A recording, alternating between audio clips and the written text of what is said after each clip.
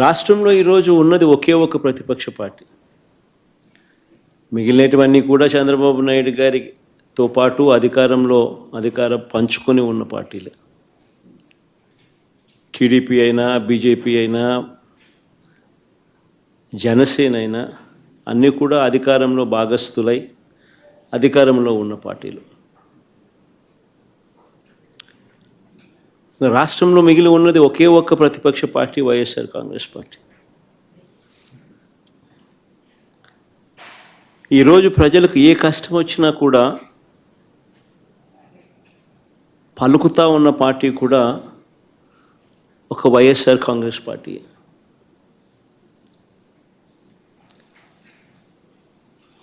ఎవరికి ఏ కష్టం వచ్చినా, రైతుకు ఏ కష్టం వచ్చినా, అక్క చెల్లెమ్మలకి ఏ కష్టం వచ్చినా, నిరుద్యోగులకు ఏ కష్టం వచ్చినా, విద్యార్థులకు ఏ కష్టం వచ్చినా, చివరికి ఉద్యోగులకు ఏ కష్టం వచ్చినా కూడా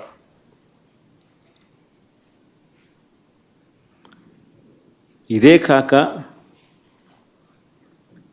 అధికారం కోసం చంద్రబాబు నాయుడు చేసిన మోసాలు, ఆయన సూపర్ 6, ఆయన సూపర్ 7 సహా 143 హామీలు తానిచ్చి అడ్డగోలుగా ప్రజలను మోసం చేసి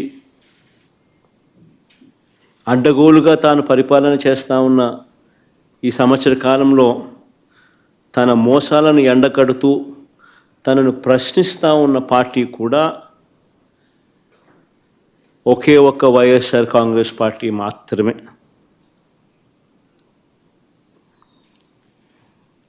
ప్రతిపక్షంగా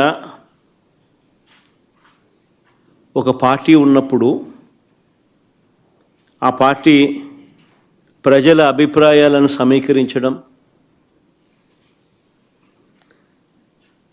ప్రజలకు సంఘీభావంగా వారితో పాటు గొంతు కలపడం,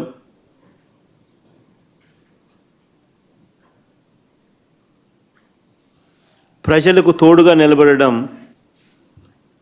చేయాల్సిన ధర్మం కూడా ప్రతిపక్ష పార్టీదే. వైఎస్ఆర్ కాంగ్రెస్ పార్టీ ఒక్కటే ఇవన్నీ విషయాలలో కూడా ప్రజలకు ఈ సంవత్సర కాలంలో అన్ని రకాలుగా తోడుగా నిలబడింది. ఈ ఏడాది పాలనలో ప్రజలకు తానిచ్చిన ఏ హామీని కూడా చంద్రబాబు గారు నెరవేర్చకపోగా అన్ని రకాలుగా ప్రజలను ఇబ్బందుల పాలు గురి చేస్తూ ఉన్న నేపథ్యంలో రైతులకు సంబంధించి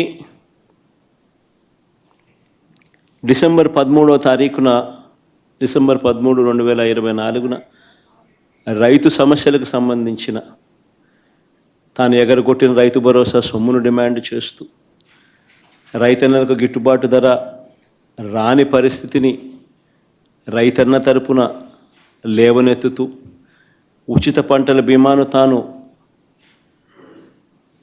ఎత్తివేసిన పరిస్థితుల్లో తనను ప్రశ్నిస్తూ, సమయానికే ఇచ్చే ఇన్పుట్ సబ్సిడీని నీరుగార్చిన పరిస్థితుల్లో తనను ప్రశ్నిస్తూ రైతుల సమస్యల మీద డిసెంబర్ 13, 2024 అన్నదాతకు అండగా వైఎస్ఆర్సీపీ రాష్ట్ర వ్యాప్త